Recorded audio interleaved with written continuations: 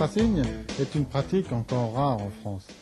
Très spectaculaire, comme nous avons pu le voir à l'occasion de la Coupe de l'Amérique en 1987 en Australie, cette forme de compétition ne doit pas être réservée au prestigieux 12 mètres jauge internationale, ni au nouveau America's Cup Class. L'intérêt qu'il suscite aujourd'hui en France permet d'envisager sa pratique à tous les niveaux. Dans cette optique, nous allons explorer les règles de ce type de duel. Notre étude se limitera à la phase du départ, qui est la plus importante. En effet, dans un match à deux, la première prise d'avantage peut être déterminante, et le départ est à l'évidence la première occasion de s'imposer.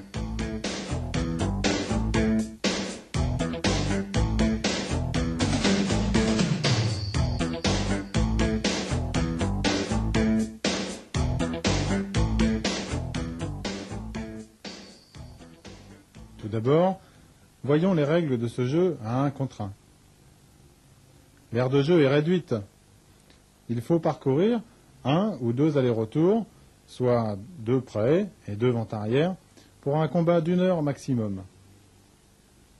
Les règles de l'IRU, généralement utilisées pour éviter les problèmes entre les bateaux, sont ici en match racing mises à profit pour créer des réclamations entre adversaires.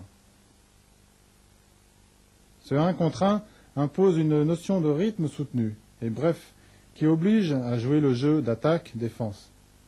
Nous pouvons observer 4 grands niveaux de pratique. Premièrement, ne pas se faire coincer. Deuxièmement, se dégager d'une mauvaise situation. Troisièmement, attaquer l'adversaire. Quatrièmement, amener l'adversaire à la faute. Tous les aspects de la régate subsistent, avec un résultat sans appel, un gagnant, un perdant.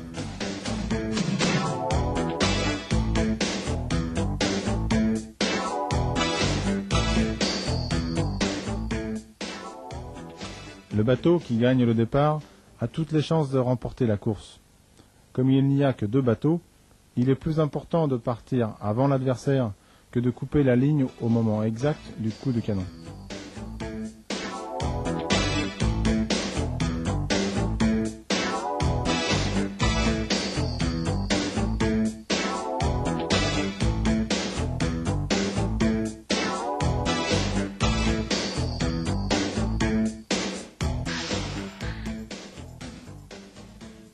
Nous pouvons diviser le départ en 4 phases. Premièrement, la ligne de départ, ses spécificités avant le combat. Deuxièmement, comment prendre le contrôle. Troisièmement, comment se défendre. Quatrièmement, comment partir au timing ou comment conserver sa place.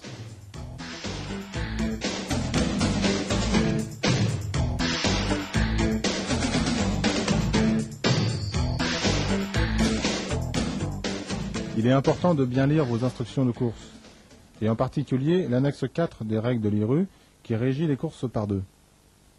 À partir du signal spécifié dans les instructions de course, jusqu'à 2 minutes suivant ce signal, chaque bateau doit franchir et dégager la ligne de départ en venant du côté parcours et de l'extrémité attribuée pour aller vers le côté pré-départ. La course est lancée.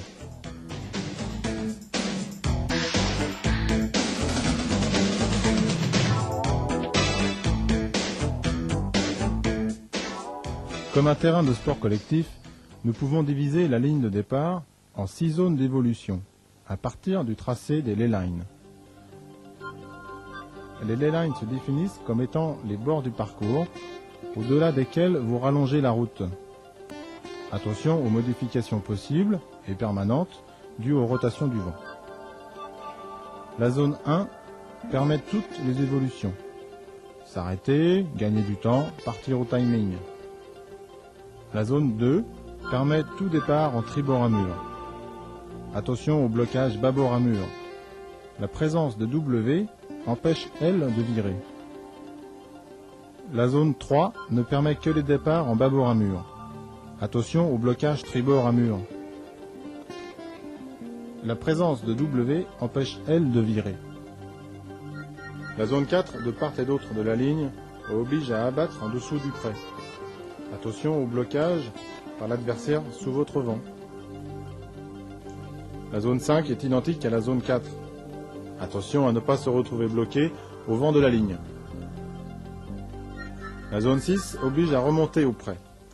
Attention à ne pas être en retard sur le timing, bloqué sous le vent de votre adversaire.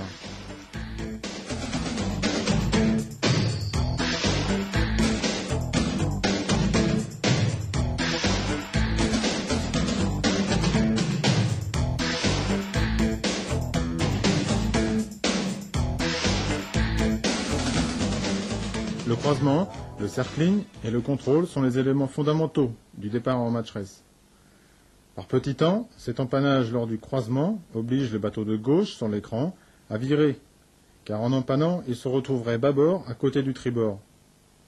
Cette situation offre beaucoup d'avantages si vous réussissez à croiser devant le tribord, et surtout le plus près possible de lui. Vous avez l'initiative, votre adversaire doit s'adapter à votre jeu.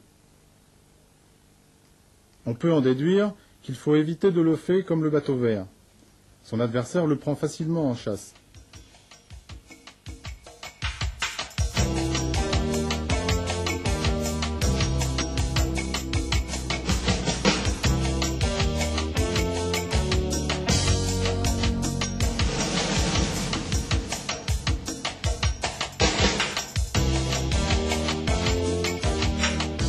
Autre cas plus courant, vous ne passez pas devant le tribord, donc vous croisez en bâbord au vent. Il est difficile d'avoir l'initiative. La meilleure tactique est alors d'augmenter l'écart et de s'adapter à ce qu'il fait. Voici deux mauvais exemples si vous prenez l'initiative. Bleu, en virant, se voit en très mauvaise posture, en tribord à mur, au vent, beaucoup trop près de blanc.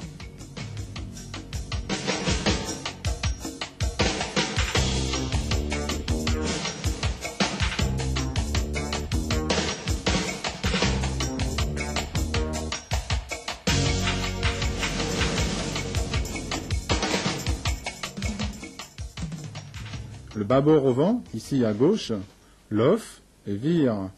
L'adversaire rentre très facilement dans le cercle et le bloque en tribord à mur, vent arrière.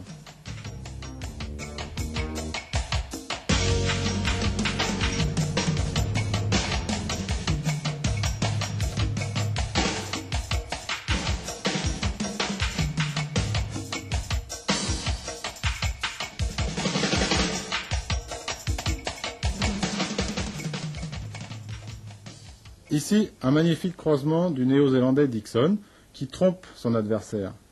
Dixon fait semblant d'abattre. Le blanc l'offre et vire. À ce moment-là, Dixon va inverser la manœuvre. Voilà son adversaire très près de lui, au vent, en bâbord à mur. Attention, danger pour le blanc.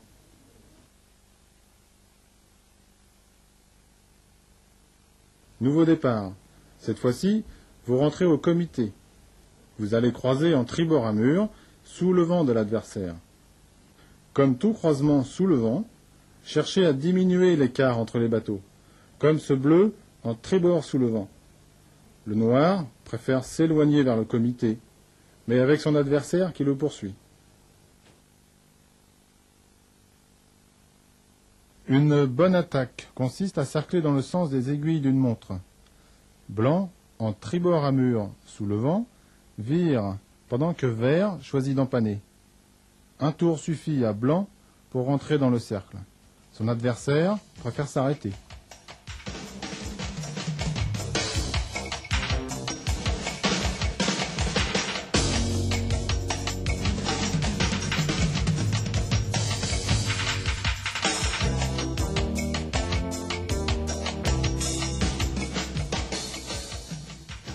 Dernier type de croisement. Vous croisez en tribord, au vent de l'adversaire. C'est le moins bon choix, car vous devez respecter la règle 35. Le tribord ne doit pas modifier sa route face au bâbord. Dès lors, vous allez vous adapter aux intentions de votre adversaire.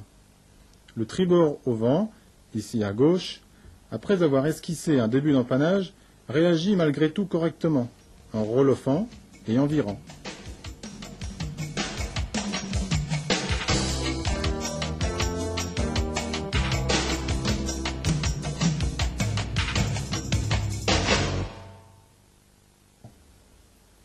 Autre exemple de bonne adaptation, tribord au vent, en blanc, abat après le loft de bleu. Blanc ne tarde pas à se rapprocher de celui-ci.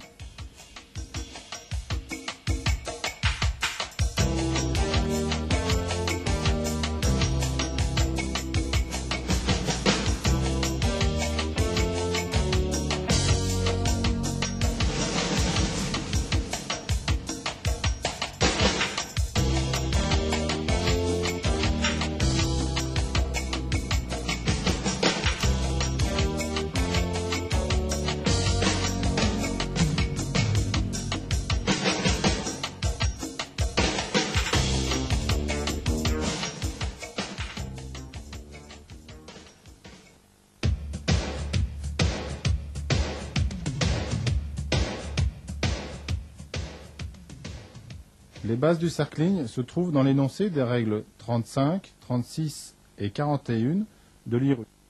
La règle 35 limite le bateau suiveur dans ses modifications de route. Il doit suivre une route droite dès que l'adversaire commence son virement ou son empannage. Dès que la baume du noir passe au-dessus de l'axe du bateau, blanc, tribord à mur, doit conserver sa route comme ici. La règle 36 impose à B, pour maintenir un contrôle sur A, une distance d'1 à 2 longueurs, ici en tribord. A ne peut pas virer. D'une demi à 1 longueur, ici en bâbord, A ne peut pas virer. La règle 41 impose à un voilier qui vire ou en panne de s'écarter d'un voilier sur un bord. Le voilier de droite tente un empannage, ne passe pas et doit relever en catastrophe.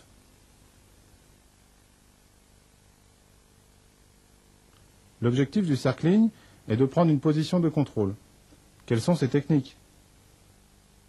Aller plus vite que l'adversaire dans les cercles afin de prendre de l'avance, ce qui permet d'anticiper ou de brusquer une manœuvre. Bleu a la possibilité de rentrer à l'intérieur du cercle de blanc. Il se retrouve sous le vent et sur le même bord que l'adversaire.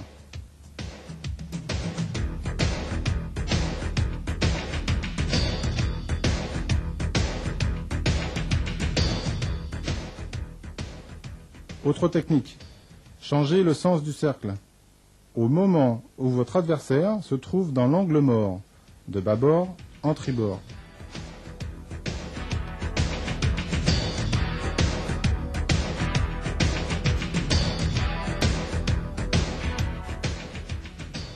Enfin, allongez et déformez les cercles. Remarquez la relance de Stars and Stripes en bleu qui rallonge en bâbord pour empanner sèchement en tribord. Stars and Stripes devient de plus en plus menaçant pour Canada, qui renonce.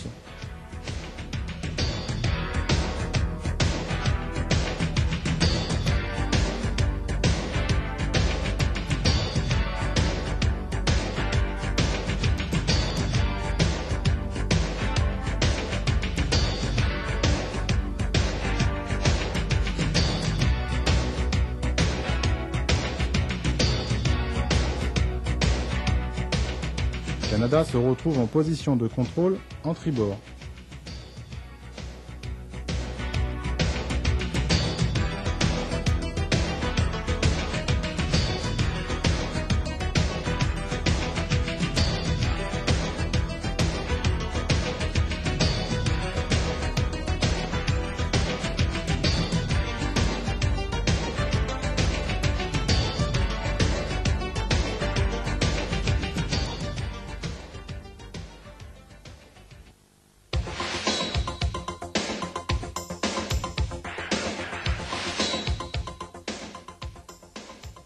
La position de contrôle acquise, quelles en sont les formes? Un contrôle arrière interdit à votre adversaire de virer ou d'empanner.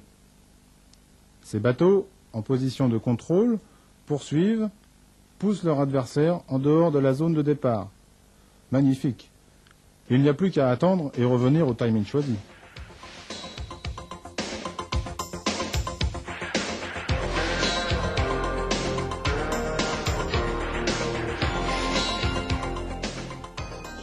Le contrôle sous le vent interdit la bâtée.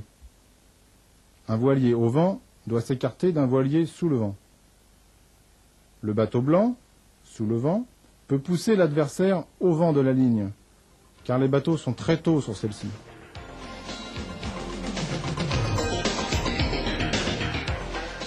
Ici, bel exemple de blocage de comité de course.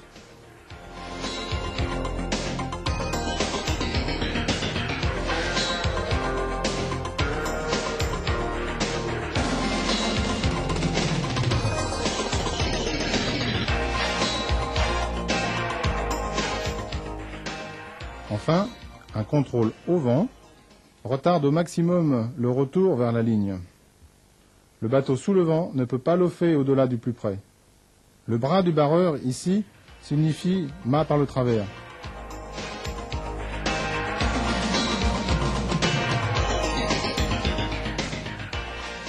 Très éprouvant pour l'équipage et le bateau, le contrôle réclame une parfaite cohésion entre barreur et régleur. Lors de la dernière Coupe de l'America, French Kiss maintient la pression sur America 2 qui tente de s'échapper en suivant au millimètre les écarts de l'Américain.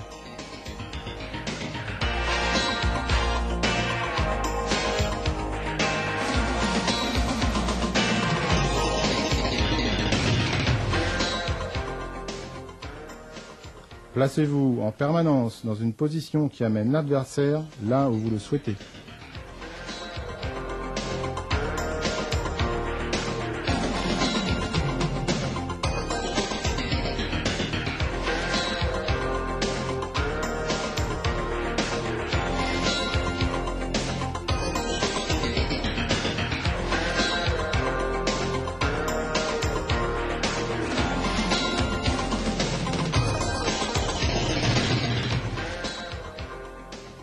La difficulté du jeu consiste, dans un premier temps, à conserver la distance de maintien du contrôle, puis d'adopter le type de contrôle par rapport au timing et au placement sur la ligne. À ce championnat de France, 7 a poussé Brest vers l'extérieur gauche de la ligne.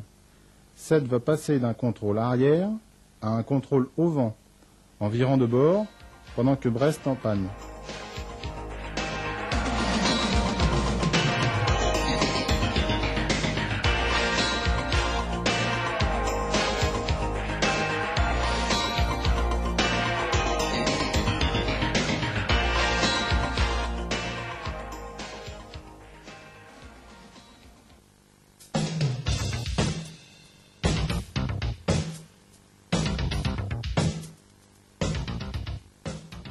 Dans un départ, les phases d'attaque et de défense se succèdent pour chaque bateau.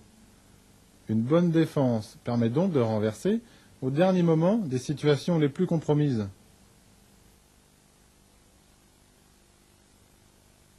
Tout d'abord, voici ce qu'il ne faut pas faire. Par exemple, ce sélection devant, en position contrôlée, est en train de s'éloigner au large, en dehors de la zone 1 de la ligne de départ, dit le V.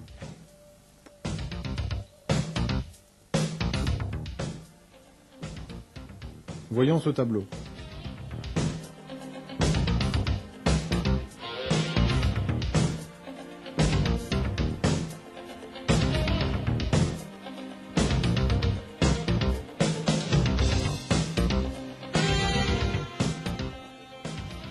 Voyons les issues de secours.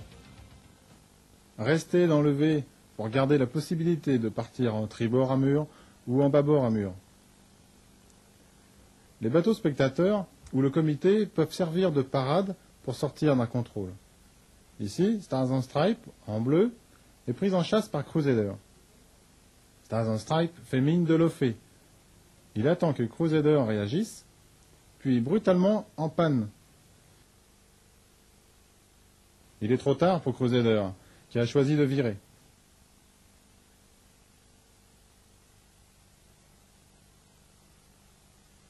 Et le voilà prise à son propre piège. Il doit reprendre le chemin de la ligne avec Stars and Stripes à ses talons. Contre-attaquez en surprenant votre adversaire lors de grandes différences de vitesse et d'angle entre les bateaux. Voici une classique par le bleu à droite qui inverse le sens de rotation du cercle au moment de la fausse panne. L'adversaire est dans l'angle mort et les bateaux sont très angulés l'un par rapport à l'autre. C'est maintenant.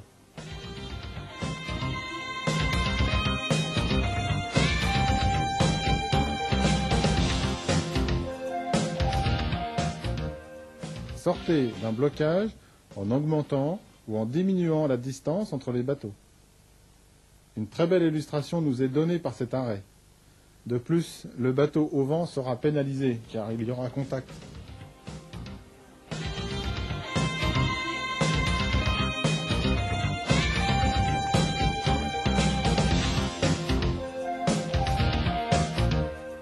Résumons-nous.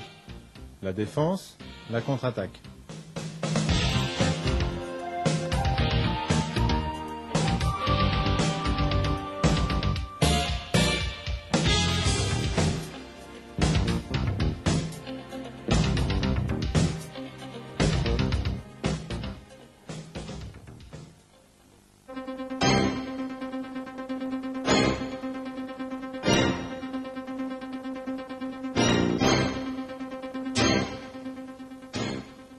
Nous avons vu comment prendre le contrôle, comment se défendre.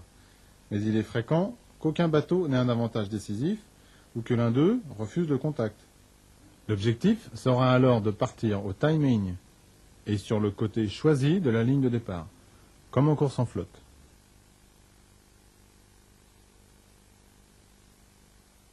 Tout d'abord, sur les phases d'arrêt, cherchez systématiquement à rester du côté de la ligne que l'on veut protéger.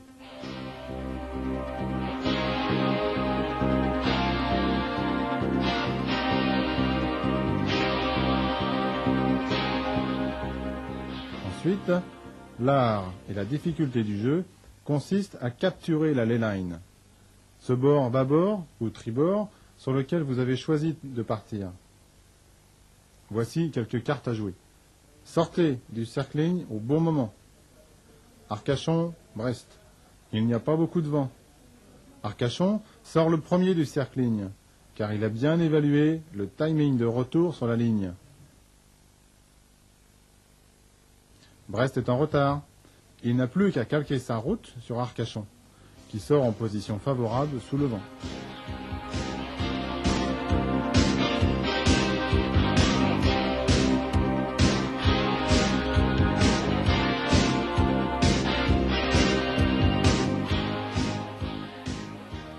L'estimation de cette leyline est difficile. Il faut savoir se situer tôt. Le bateau vert couvre son adversaire jusqu'à aller chercher cette leyline. Il est tôt, mais il peut ralentir la progression des bateaux en loffant comme ici.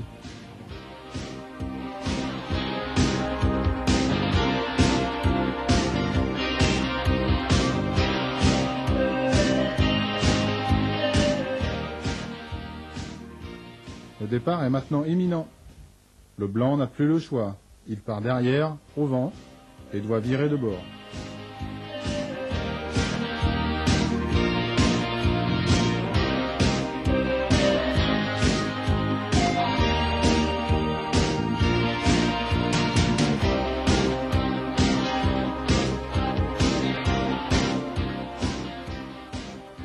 Enfin, si aucun des deux n'a l'avantage, la phase de relance conditionne le départ.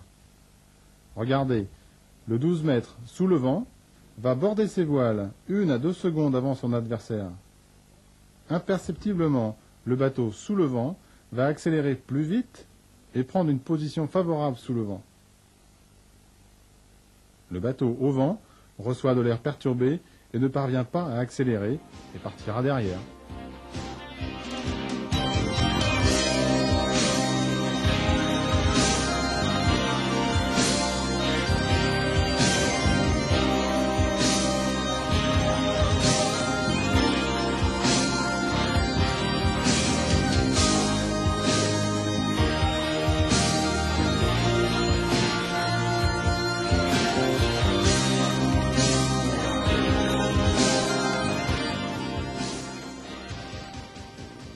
Cette étude, décortiquée, démontre combien il est intéressant d'analyser les situations que ne vous manquerez pas de vivre. Le départ est une phase primordiale du match racing. À vitesse de bateau et qualité d'équipage égale, un avantage pris au départ peut être conservé jusqu'à l'arrivée, par une tactique de contrôle adaptée aux concurrents et au vent.